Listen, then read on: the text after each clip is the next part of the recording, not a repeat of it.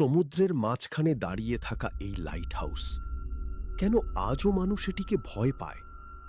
একসময় এটাই ছিল জাহাজকে পথ দেখানোর একমাত্র ভরসা।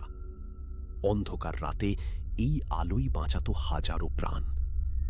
কিন্তু একদিন হঠাৎ সবকিছু বদলে যায়। এই লাইট হাউসে কাজ করা লোকেরা এক এক করে রহস্যজনকভাবে হারিয়ে যেতে থাকে। কেউ আর ফিরে আসেনি। রাত নামলে শোনা যায় অদ্ভুত শব্দ, ধীরে ধীরে পায়ের আওয়াজ, যেন কেউ হাঁটছে ঠিক তোমার পাশেই।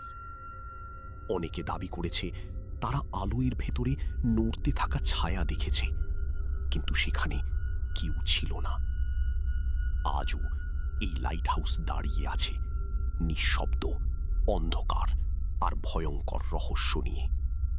তাই প্রশ্ন হলো, তুমি কি সাহস করবে এই লাইট হাউসে একা একটা রাত কাটাতে?